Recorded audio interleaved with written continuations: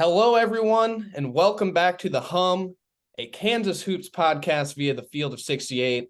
I'm Sam Lance, and I'm joined by Jackson Bezdek the weekend after Thanksgiving. I know it's been a while since we've been on, but Jackson and I are back in Lawrence after spending a little times with our families over the Thanksgiving break. And of course, while we were at home sitting, eating pumpkin pie, doing our thing, Kansas was playing some big-time basketball, 2 top 10 opponents. 3 games in 3 days. So much to talk about from this weekend, and we'll get to it here next on The Hum, a Kansas Hoops podcast.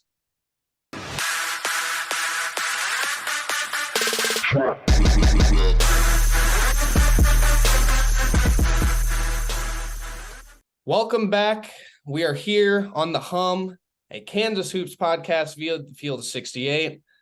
Well, Jackson, we might as well just get right into it. Kansas took a trip down to Honolulu this past week to play in the Maui Invitational. If you didn't know, the reason the tournament was moved is because of those devastating wildfires in Maui this past August. I think ESPN really did just a wonderful job in telling the stories of the people of Maui during those broadcasts and just showing how serious the devastation was. If you want to make a difference, go ahead and look up the Maui Strong Fund. You can find ways to donate. But anyways, Kansas didn't exactly have the best trip to Hawaii. Bill Self said that, going into the tournament, every coach would have probably been happy with the 2-1 record.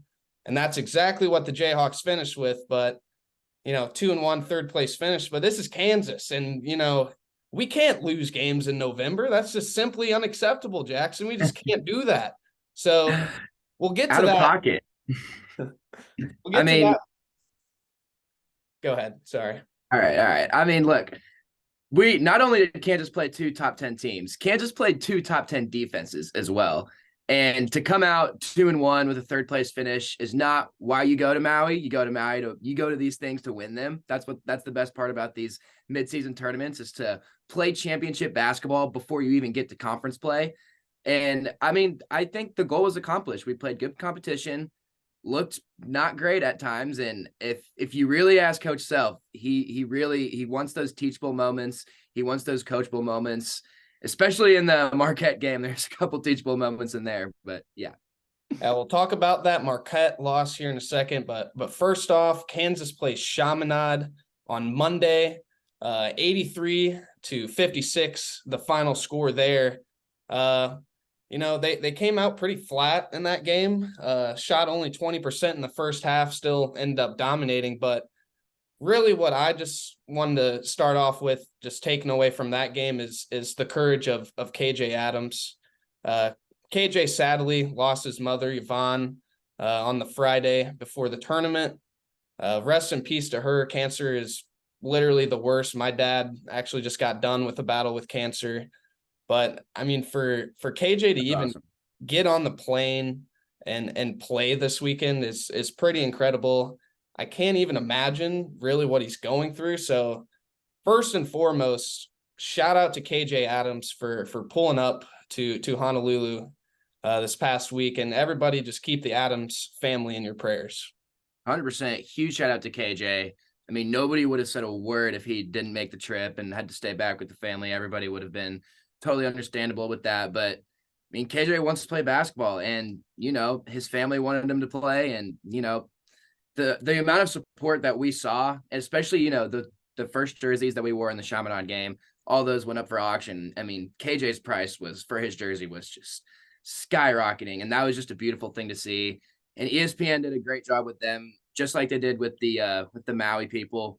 Did a great job with KJ and covering that. And, it was, everybody knew that was watching that he was playing with a heavy heart, and man, he still played his ass off. And it was so great to see. So great to see him smiling and being with his guys, and nothing more you could ask for.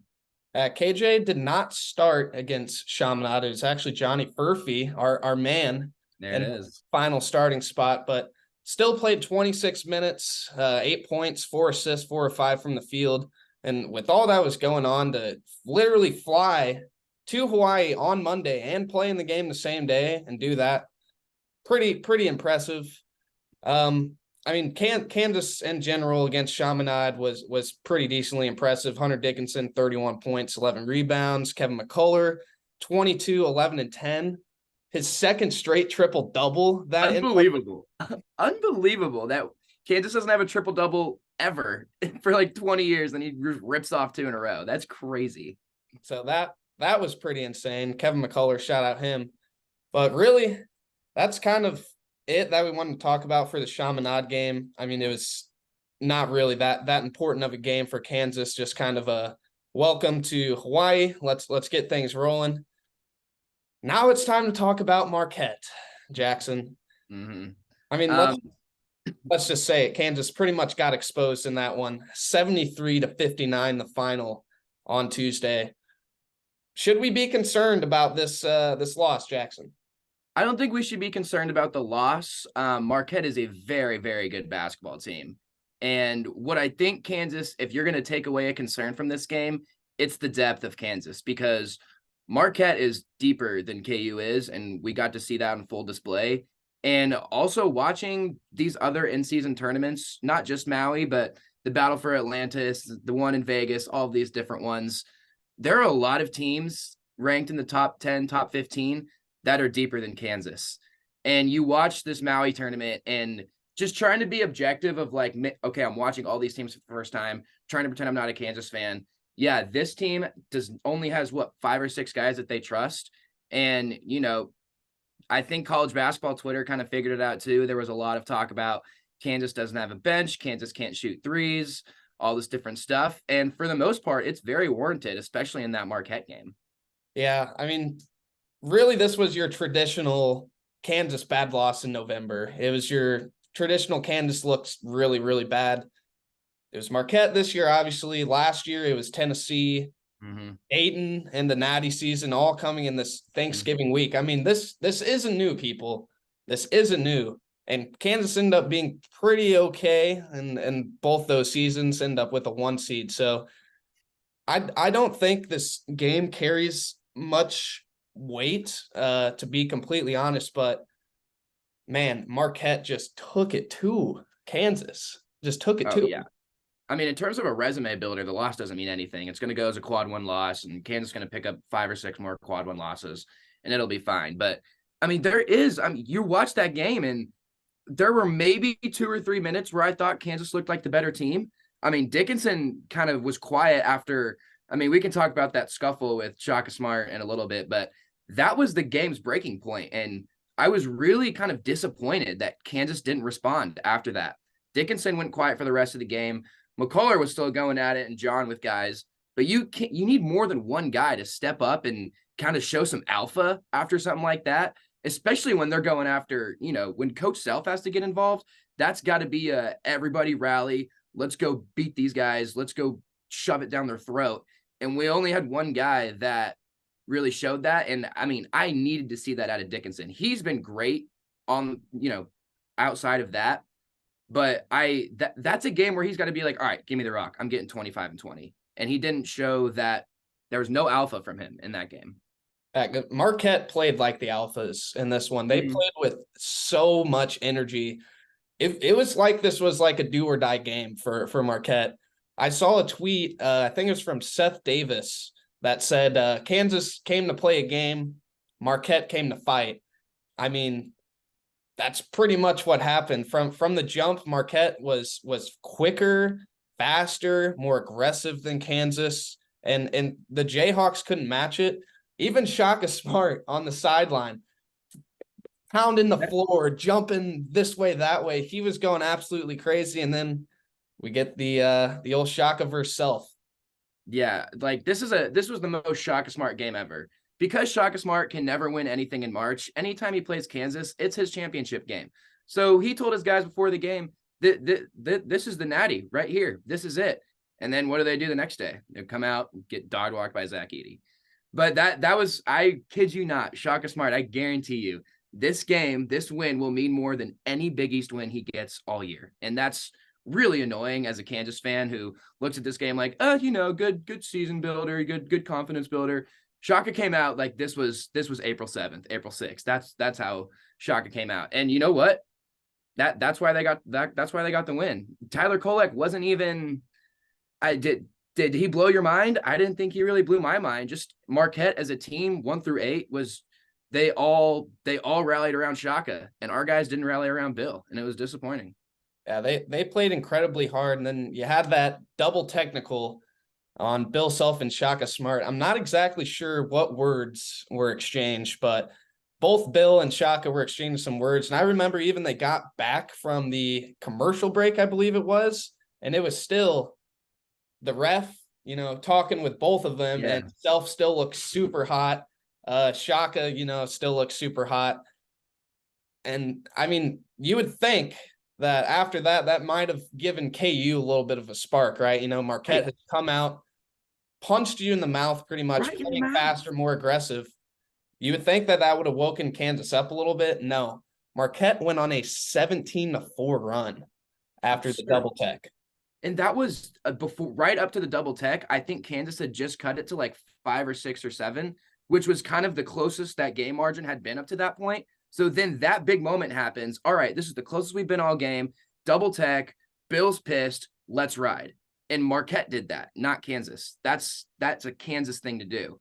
And Kansas didn't do it. I was surprised, honestly. Like I really thought they were going to buckle down, get it to Dickinson in the paint, let him go over his right shoulder, and we just didn't see it. And I mean, what was Marquette from the field? It doesn't even feel like they were lights out. Yeah, they were 24% from 3. It wasn't even like, Kansas, they shot 45%. They did miss a lot of open shots, though. They missed a lot of open shots, and I still never felt like Kansas was really in the game.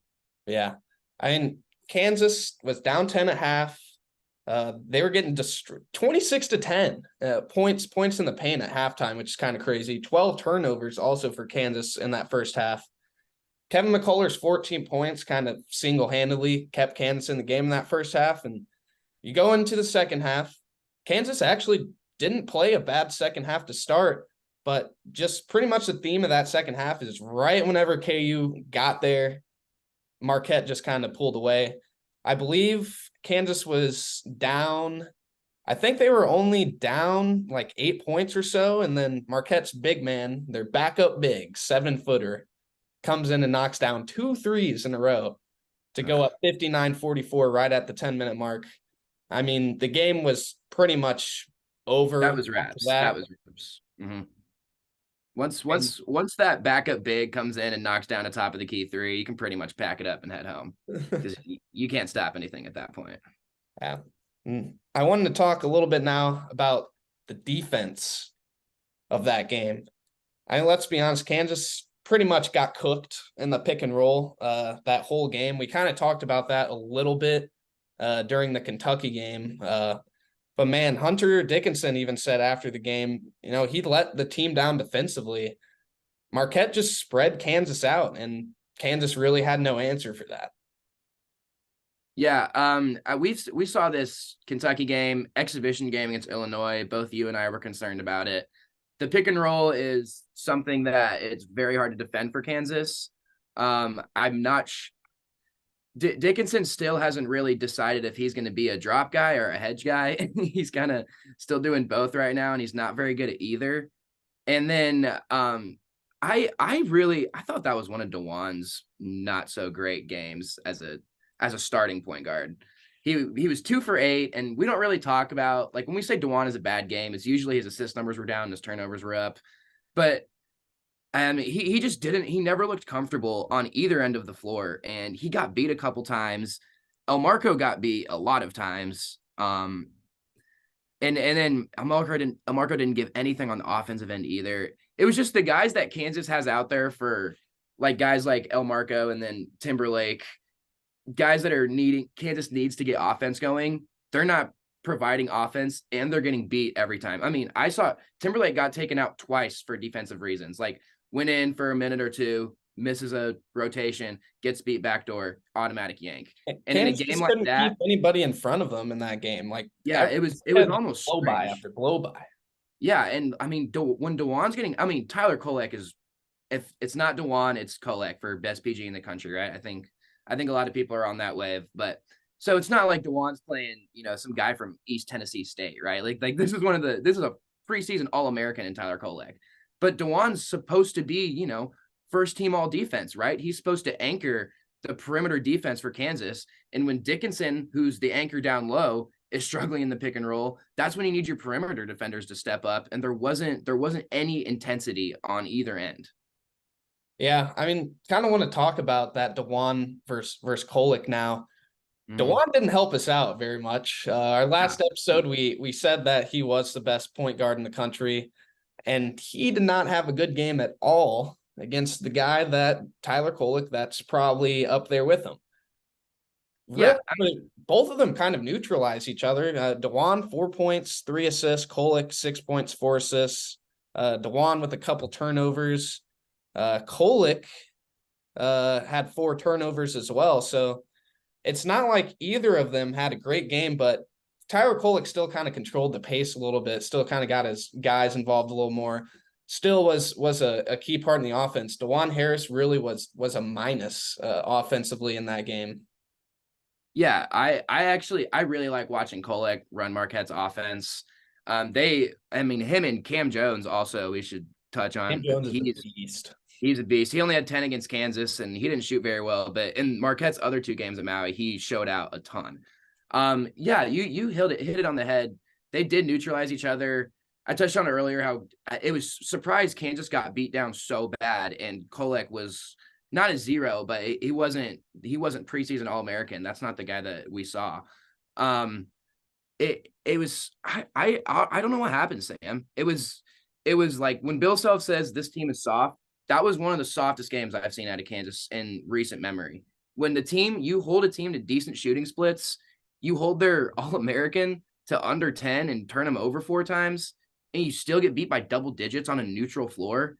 That's a very odd game that I think really the only explanation you can give is Marquette simply wanted it way more.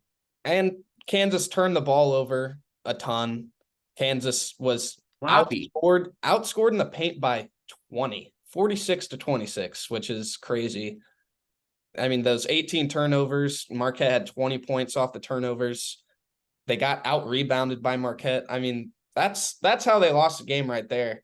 And I think another thing that really kind of showed is, at this point in the season, Marquette is just more experienced in playing their roles. Like, Marquette knows, Kolek knows what he brings. Jones knows what he brings. Oso knows what he brings. They got guys that come in and plug and play and do, they're good role playing team. Like they have players who fill in those spots. Kansas right now, we really don't have a lot of people who know what their roles are. And I think that was the most apparent thing in the game.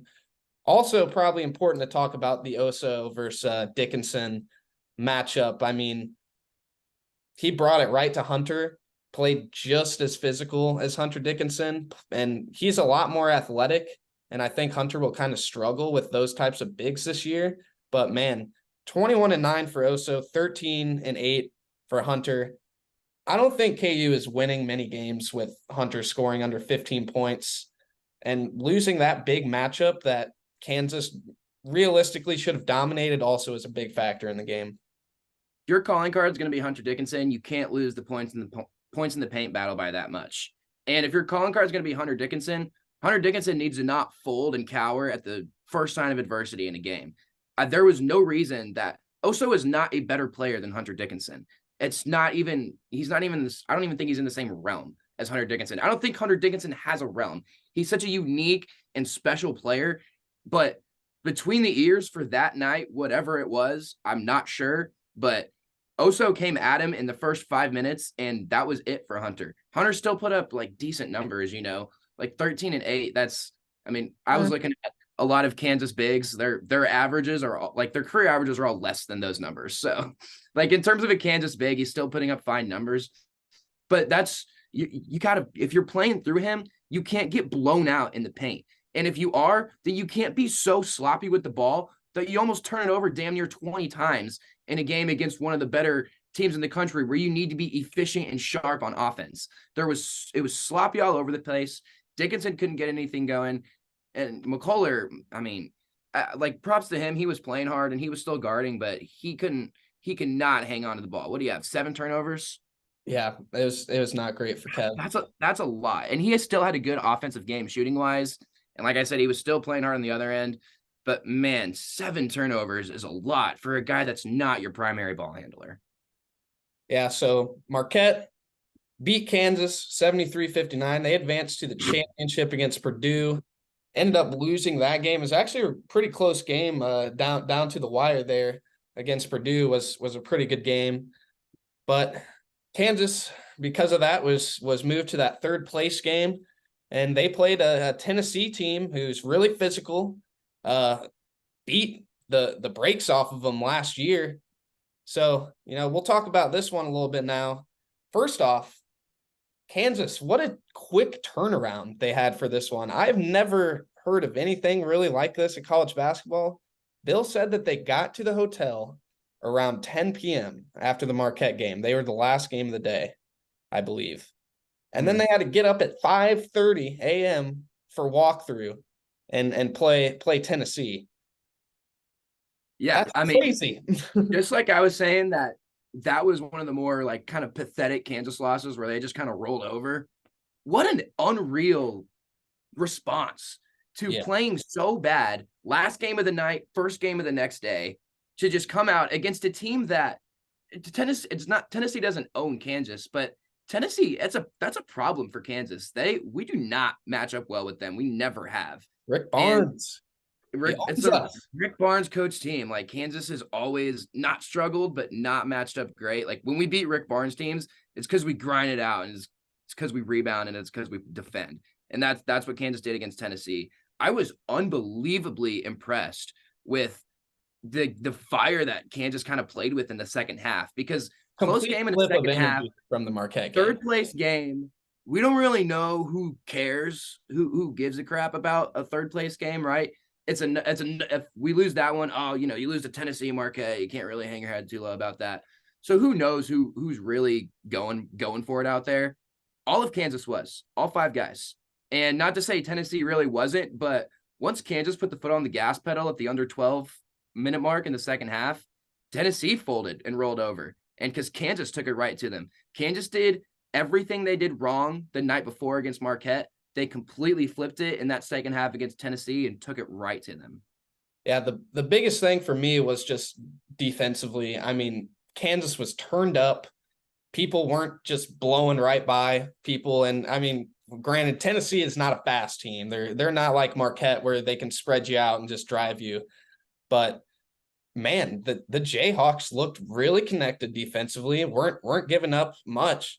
Tennessee shoots 31% from the field, 9 of 33 from 3. That's actually kind of crazy that they shot that many 3-pointers. And Tennessee, and these not are a phenomenal shooting team. Contested shots. Like these aren't. It's not like Tennessee was. It's not like Marquette. Marquette was, missing open threes. Kansas was getting out on the perimeter, getting their hands up. I agree with you. I was surprised Tennessee shot 33 threes, because at no point in this game was I worried that they were a threat from downtown. It's not who they are. Vescovi's their shooter, quote unquote. But in terms of like percentage wise, I kind of thought, what was he? He was 5 for 11. He actually, Vescovi was the only person who was making them. Is the best game he's had in the past year, I think, in my opinion. He kind of fell off at the end of last year, and then to start this year, he was, I think, 3 for 17 to start this season. So he finally turns it around. Rest of the squad, just a 0 offensively. Not surprising from a Tennessee team. They're calling cards defense, but other than Vescovi, they actually had nothing, and they couldn't get anything going because Kansas was hounding them for 94 feet in some points in the second half. Besides Vescovi, 8 of 16, 21 points. Gainey and Dalton Connect had 13 apiece, but Connect was 4 of 17 from the field, and Gainey was 5 of 12. Kansas did a great job on Dalton Connect, who I think is one of the better players in college basketball right now. Yeah. Great job there. But another huge thing was the rebound. Complete flip. 45-35 rebounding margin against Tennessee, who's one of the better rebounding teams. 40 defensive rebounds to 26 defensive rebounds. What killed Kansas against Marquette is Marquette grabbing an insane amount of offensive rebounds. Mm-hmm. Kansas cannot do that against teams, and Hunter Dickinson, KJ Adams, everybody stepped up, really rebounded the ball well. And then, of course, 40 to 26 points in the paint. KU is supposed to dominate the paint. That is Yes. what this team is supposed to do. Against Marquette, they didn't do it. Against Tennessee, they did. One was It a win, one sounds was a loss for a reason.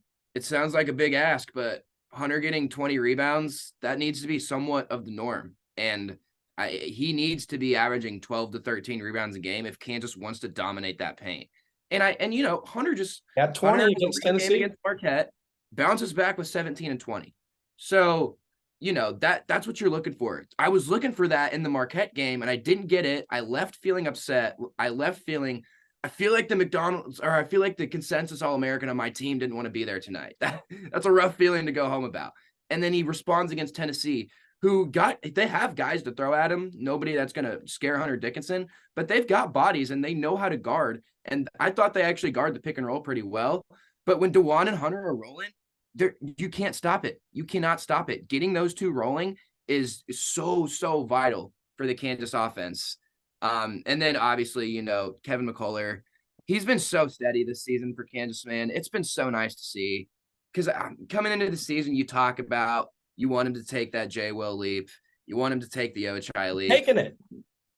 This tournament, he's doing it. Like he really, even in the Marquette game, he still was super efficient from the floor, still turned it over, but came back against Tennessee, didn't as much, still had a great offensive game. And we forget that Kevin McCullough, the calling card getting him from Texas Tech was, oh, he's such a great defender. Oh, he's one of the best defenders in the conference. Yeah, he still is. None of that's gone away. He's just elevated the other side of the floor so much more. Yeah, against Tennessee, Kevin was great. Hunter was great. KJ was great. That top four really, DeJuan was great, 8 assists. That top four was really good. And Kansas all season has been looking for that fifth guy. Let's do it. All year long. And against Tennessee, they found it. I really think that Kansas might have found like a formula for them to do better this season. Have found him. And that kid, his name is Jamari McDowell. Oh, yeah, it is. How about Jamari McDowell? Plays 27 minutes against Tennessee, 27 big-time minutes, 7 points, no turnovers, fouled once, 4 rebounds, 1 assist. I mean, the kid hooped against Tennessee. He was fantastic. I would be so upset if his minutes. I don't think he's the fifth starter by any means, but no. He was first off the bench in the second half. First off the bench in the second half, and you know, my dad and I looked at each other and we were like, yeah, he's probably the best, playing the best right now. And you know, before the season, Bill says his peak is probably if he breaks the rotation, if he can get some good minutes, not anymore, that'll Bill. be really good for him. I don't know, Bill. He looked pretty freaking good in the 30 he played against one of the best defenses in the country. And he looked like he belonged out there. There was no sign of being a freshman freaking out. Some of his closeouts are pretty erratic. But on the offensive end, he belongs, man. And he plays with confidence. And he also has the most fun on the team. If a big play happens and he's on the bench, look at the bench. He's the one jumping. He's the one screaming. Going crazy during that Tennessee game, animated. He was fired up. I mean, with him and KJ and Hunter basically screaming after every play they make, that's a pretty exciting team to watch. Shout out McDowell. Like, man, what a performance to not play to start the season. Wonder you're behind Furphy, El Marco. Now you hear Kansas is trying to add another guy from overseas before Christmas. His head has got to be swirling like, am I ever going to play? Finally gets big minutes, and he earned every single one. Yeah, Jamari had the second highest plus minus of the entire Maui Invitational. I mean, we said it last podcast. I really think right now that Kansas is better with him on the court. And it's because he just complements that core four so well.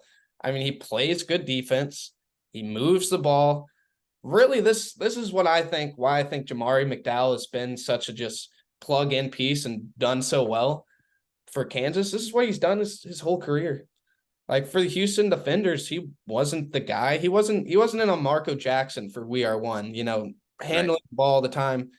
taking most of his team shots, like playing all through Jamar. Like, that's not Jamari's game. That's not what he did in AAU. He was a great role player in AAU. And he comes right into Kansas and he's doing the same thing. I mean, this kid might play 15 to 20 minutes a game the rest of the season, and he might take over a certain guy's spot that we'll talk about later in Nick Timberlake. Very realistic that he kind of just kicks Nick Timberlake to the back of the rotation now. But yeah, what a game from Jamari McDowell. He's one of the 3 best pure shooters that Kansas has. And to go off your point, you're absolutely right. He complements the core 4 so much better because he doesn't need the ball ever. He can catch and shoot. El Marco's not a catch and shoot guy. El Marco, we haven't seen it, and he hasn't really done much he hasn't done anything offensively, honestly. But he's a guy who wants the ball and wants to create and wants to get open shots. Jamari can pass and cut and go stand and hit a shot. His jumper is a beautiful looking shot. It is. I really think 6 against Tennessee, but every single one that he took, I thought was going in, and the 2 that he made were huge. If you roll a ball out in empty Allen Fieldhouse and you line up the Kansas Jayhawks, Timberlake and Jamari McDowell are making the most shots, in my opinion. Those are Kansas's 2 best pure shooters, and right now it is very, very evident who's playing better right now between those 2 guys. Yeah, Jamari. Yeah, it's Jamari. I mean, I don't see what's Timberlake going to do now. Is there a future for him in this rotation with Kansas?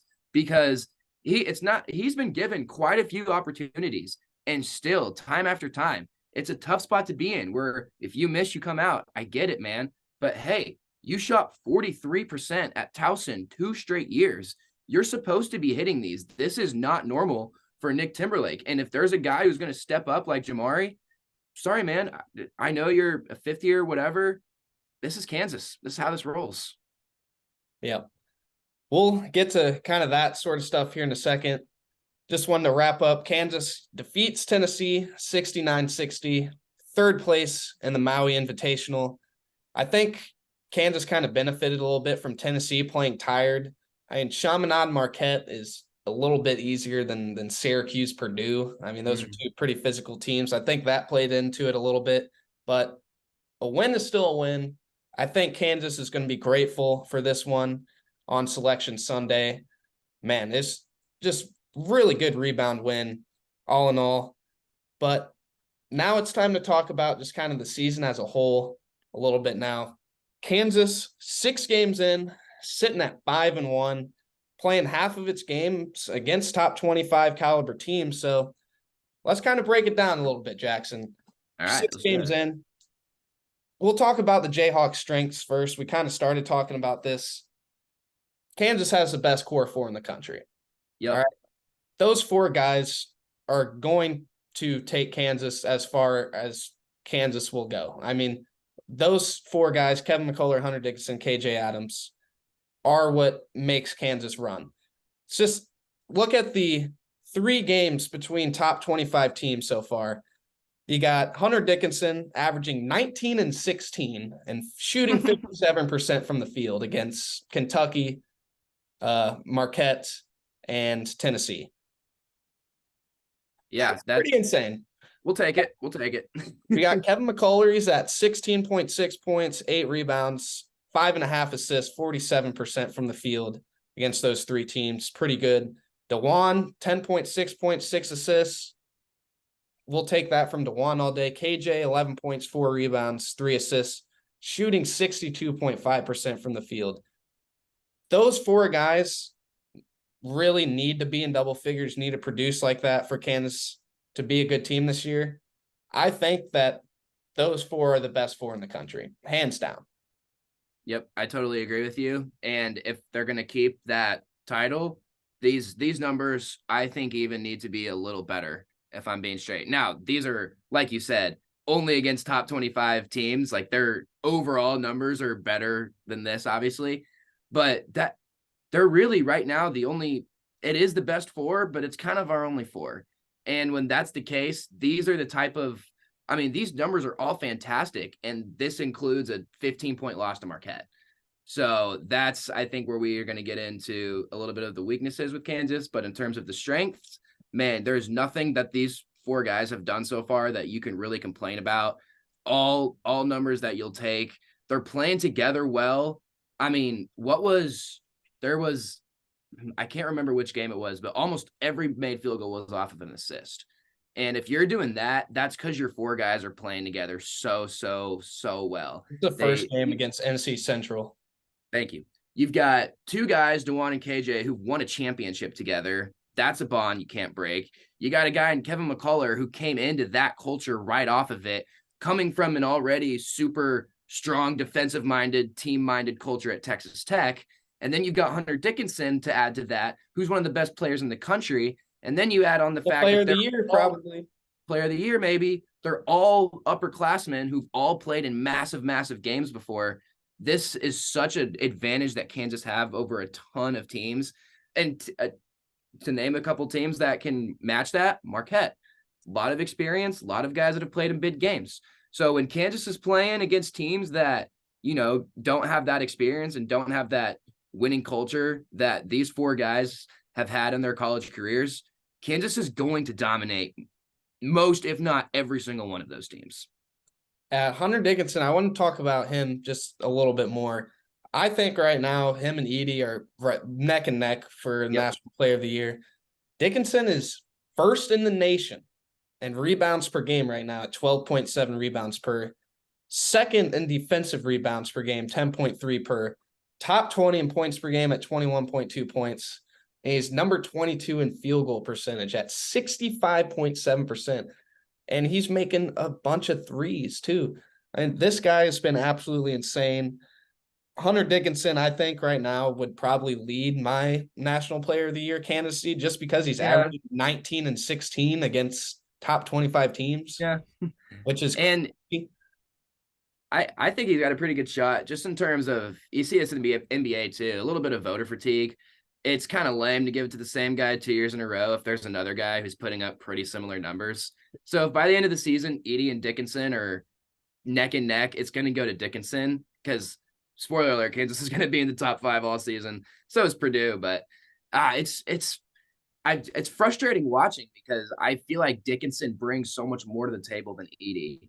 Edey's obviously so dominant in his own right, but when you add in Dickinson's ability to spread the floor and to pass the ball and to be such a threat with Dewan in the pick and roll, because Edey's not a huge pick and roll guy. A lot of his stuff just comes from right block, left shoulder, jump hook.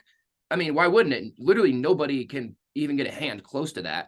That's what you see. You're going to see that 28 times in a Purdue basketball game. Zach Edey, jump hook over his left shoulder. And Dickinson has so much more offensive capability than that I would really hate to see Edey win it over him this year, because I think Dickinson in this Kansas offense, as conference play gets going and as he gets more comfortable and more time goes along, he is going to be, you're going to watch college basketball every Saturday and be like, the best guy I watched today was Hunter Dickinson. And he still might not win the award because Edey is just too unstoppable. He's too unstoppable. Hunter Dickinson has been great. So is Kansas's sharing of the ball, which is our next strength kind of to talk about here. KU's number one in the nation in total assists and assists per game right now. 145 total assists, 24.2 assists per game. 24.2 assists per game. That is really crazy. And in those top 25 games, Kansas has kind of dipped down a little bit, 19 assists per game. But man, this team can share the ball like none other.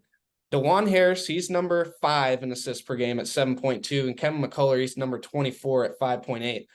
This team is just so unselfish. And I think that is going to be a big factor for them in March. Yep, that's Bill's favorite stat so far on the season. I just know it, 24 assists a game.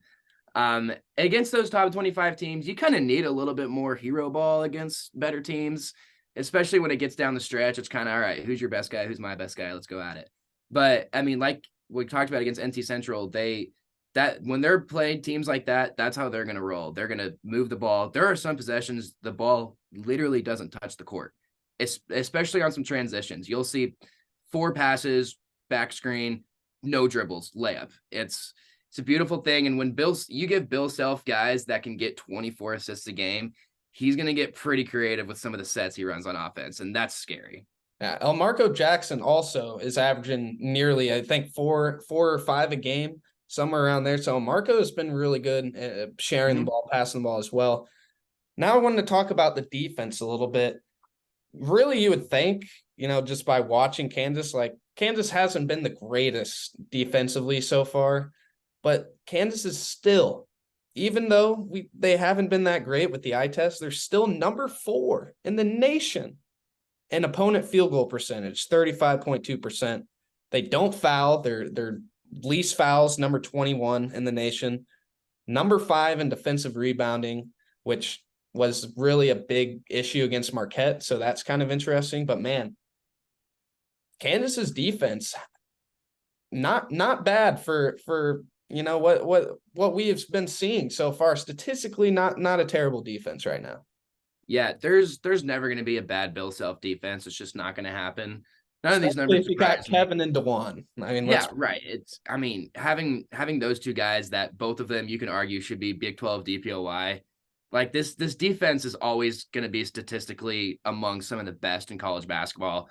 I think some of the frustration just comes at especially in the Marquette game, just the timeliness of you kind of make a little push, you go on a 6-2, a 7-2 run, and then you give up 2 layups in a row.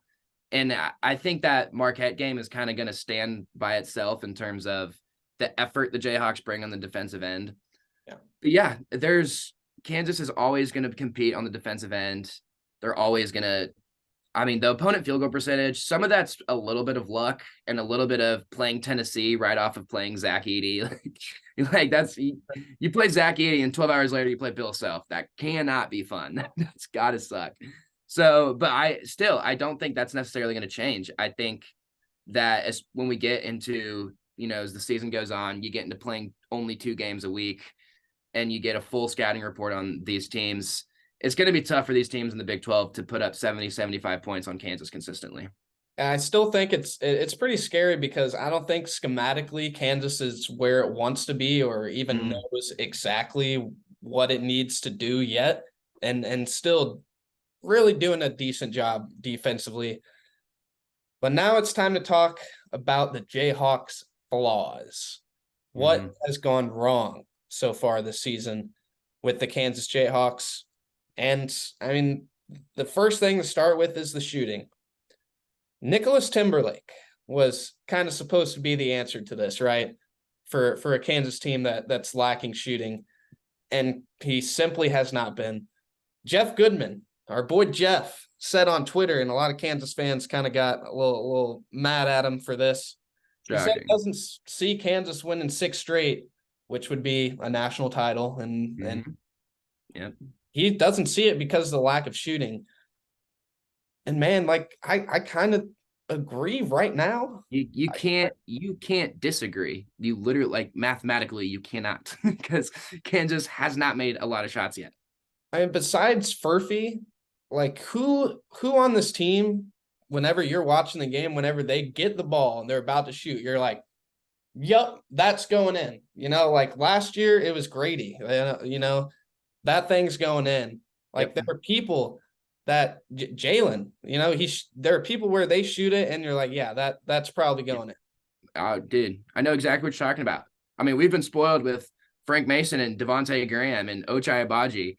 And last year, Grady Dick, like you said, Jalen Wilson, guys who, when they go up, you have full confidence that's going in. Ben McLemore going back, even some Wiggins. You can go so far back. There's always been a guy on Kansas.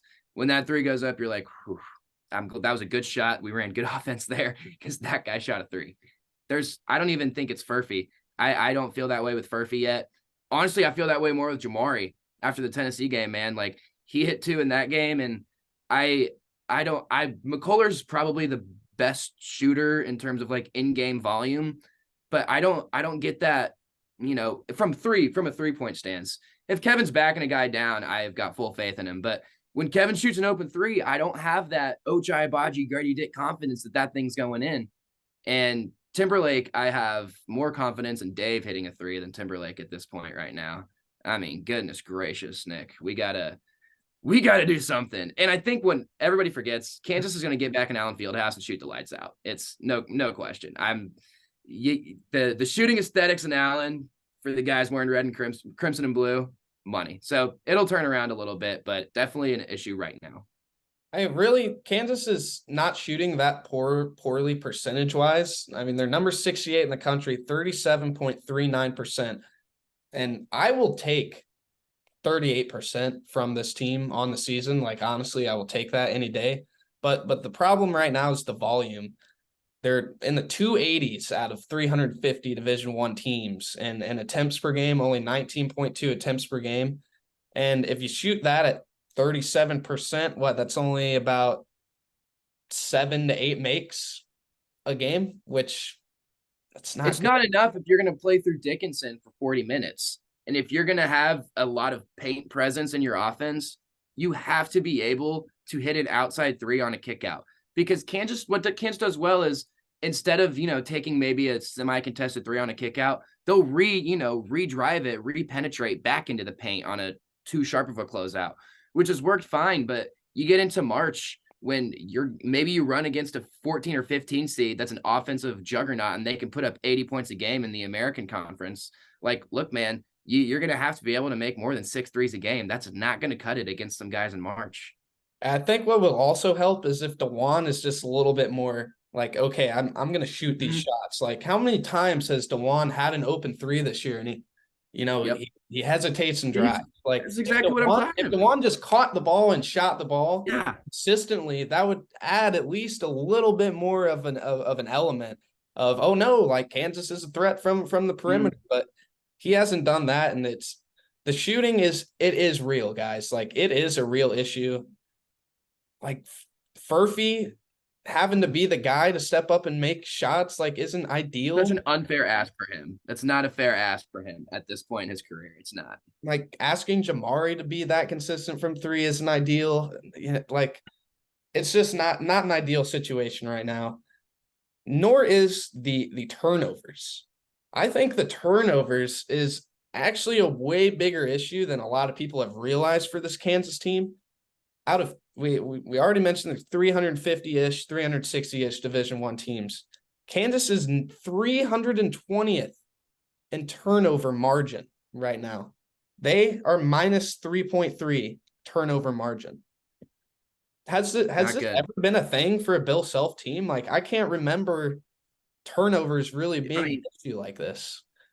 I think to the last time I was worried about the turnovers, and it's Devon Dotson's freshman year with Quentin Grimes and LaGerald Vick and a baby Dave and a pretty consistent Dedrick Lawson, hilariously. That team did not take care of the ball really well. You had your two primary ball handlers were Charlie Moore and freshman Devon Dotson. That is not that didn't work out well.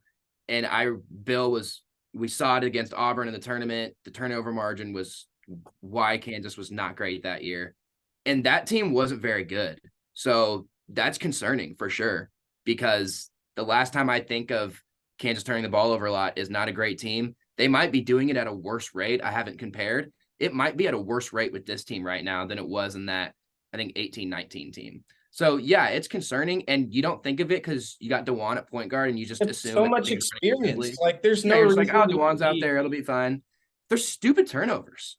And, I mean, these offensive fouls also count in the turnovers. So, you got to cut back on those as well. But, like, they're stupid. Like, Hunter has, like, 2 passes a game that miss somebody by 45 feet. You're like, what are you even looking at there?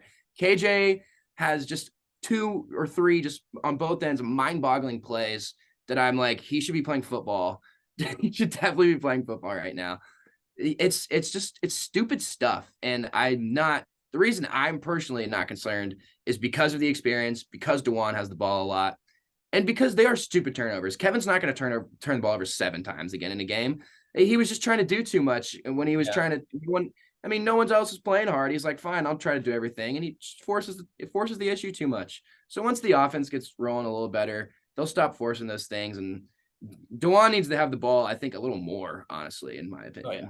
No, for sure. The final thing now, and we've talked about this, it seems like every single episode at this point. It's The biggest flaw, probably one of the biggest, is Kansas. We should do a whole episode about this. We really could. And after the Marquette game, I thought this was pretty telling of just Kansas' depth situation. Bill Self was asked, how do you get ready to play tomorrow against Tennessee in such a short amount of time? And Bill was like, I don't know, especially when you don't have much depth. It's gonna He be literally was like, don't ask me.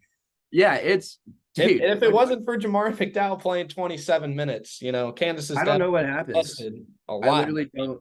If you don't go to Jamari there, I actually don't know what happens. That game completely flips on its head because the other three guys, I don't even want to beat a dead horse anymore. Here are my official opinions on our 4 final 5th guys. Timberlake, nah. El Marco, need more. I want him to be good more than he might actually be good. Furphy, most potential. Dude, please hit a corner 3. We really need it. Jamari, play him 20 minutes a game. That's what I have to say. I mean, yeah. Timberlake, man. Let's talk about Nick Timberlake now. First of all, just Kansas's bench in general, averaging just 20.6 points per game. That's in the 220s nationwide. Kansas has never been really a big team with bench scoring, but man, they need somebody to score off the bench this year. Somebody. Nick Timberlake, 4.0 points, 26% from 3, 33% from the field, 2 assists, 5 turnovers. Not per game total, by the way. Yes. Yeah, he hasn't been good, straight up. He's actually been bad. I want him to be good. I want him to make threes. Did you see that video that was going around the other day of the Towson highlight reel? Where the hell is that guy at? Where is he? He is not wearing a Kansas uniform. He put up 14 and 17 the last 2 years at Townsend while shooting. He didn't shoot great from the field, 45%, but he was 40% from 3. I don't know what happened. I don't know if how to even go about. I don't even know if Bill Self knows how to go about this anymore because, man, this has been a very disappointing portal miss for Kansas. And if you think about just all the guys who were very similar to a Timberlake type of guy in the portal that Kansas could have gotten, like a Raekwon Battle or just literally anybody. Man, this has been tough. This has been real tough. Nick Timberlake, we mentioned it earlier. I don't know if he plays over 15 minutes a game anymore this season. He might have been passed by Jamari. He might have. He's been a swing and a miss, 100%. To this point. And then you got El Marco in that 2 spot. 5.8 points, 4 assists per game, shooting 36% from the field. He's still learning how to play, folks. I'm not, out of all these 4, I would say, I'm not worried about El Marco Jackson at all. I agree.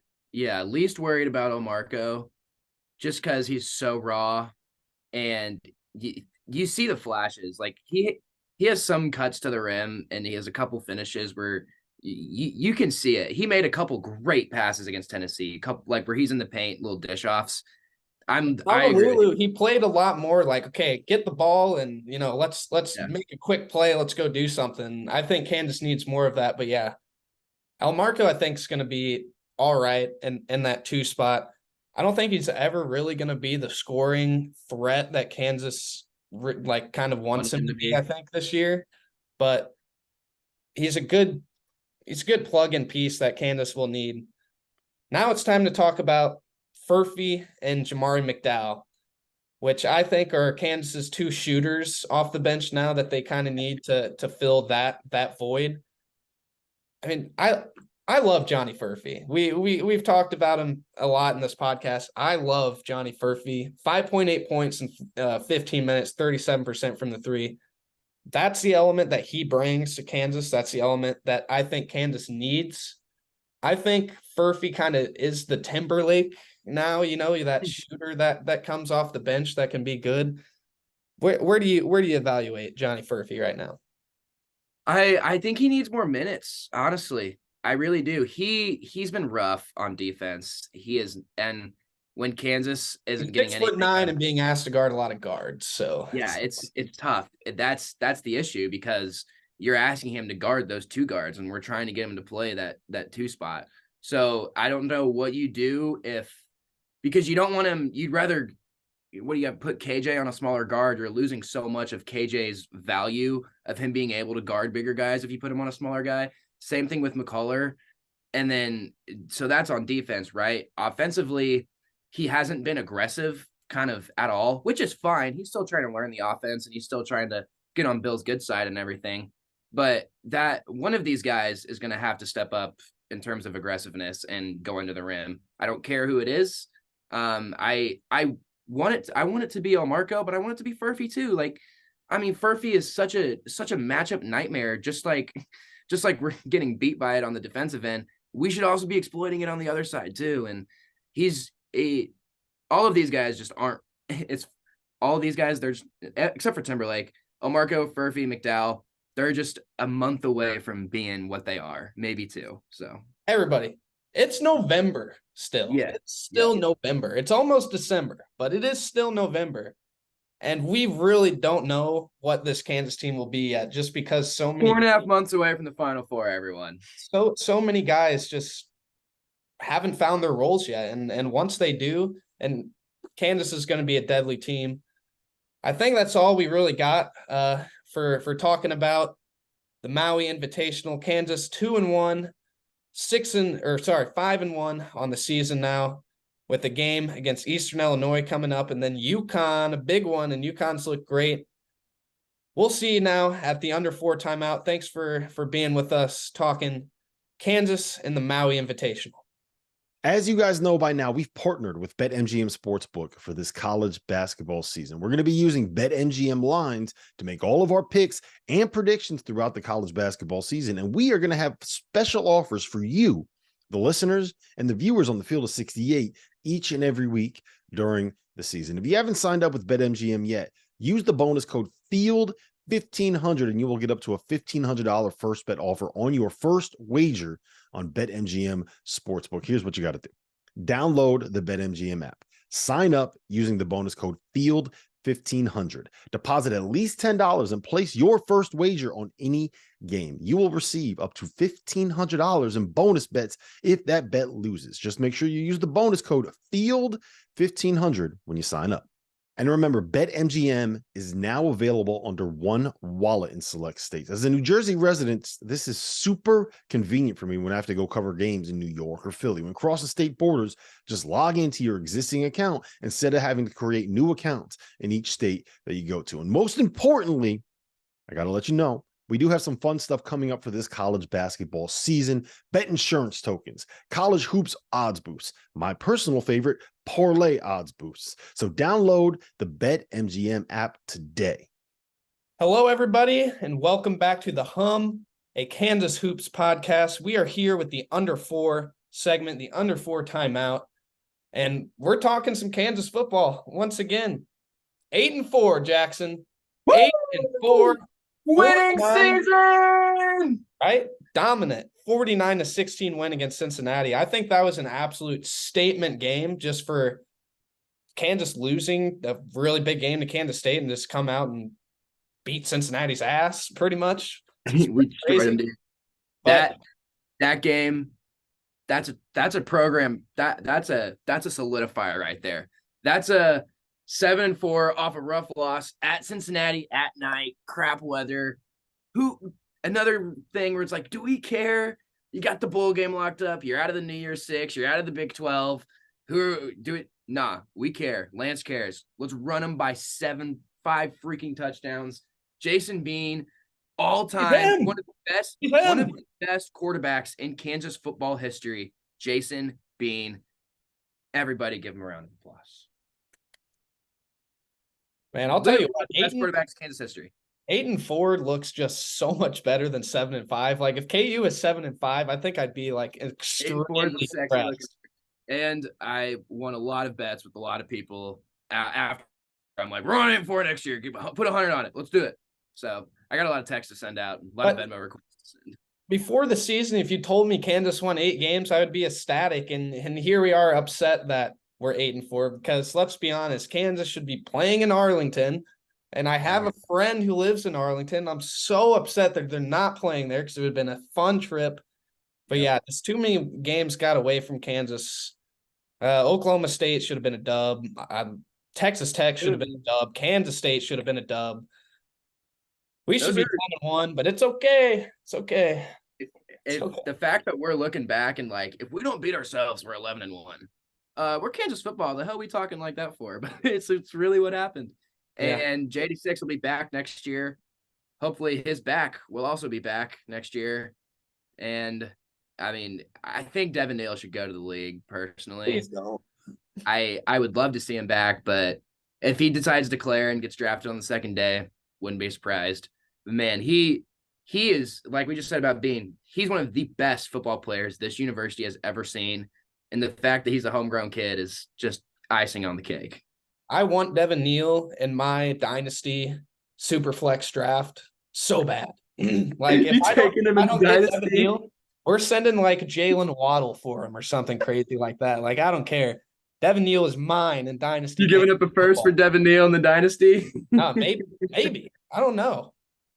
But yeah, Kansas football, shout out, man. It's just a great time to be alive with Kansas football being that great. Just one last thing before we close. I wanted to remind everybody, Kansas is breaking its own decibel record again against UConn on December 1st. Absolutely needs to happen. We said it before. I'm saying it again. Let's break that decibel record against UConn. Let's do it. That is going to be the game of the year. I think these are the two best teams in college basketball. UConn is legit, dude. I did not think they would be good this year, just for no reason, really. But hangover. Man, they're good. I think they're the best team in the country. Out of the teams I've watched, I've came away with Purdue and UConn. But I can't call Purdue one of the best teams in the country the year after you lose to a 16 seed. Sorry, those are the rules. Sorry. I mean, I didn't lose. Fairleigh Dickinson, man. You did, so. Oh, man. That's good. That's good. Well, all right, guys. Thank you for joining us today on The Hum, a Kansas Hoops podcast. We will be back on Thursday after the Eastern Illinois game and before UConn to preview UConn. Talk about that Eastern Illinois game. Once again, thank you for joining us. We will see you next time on The Hum.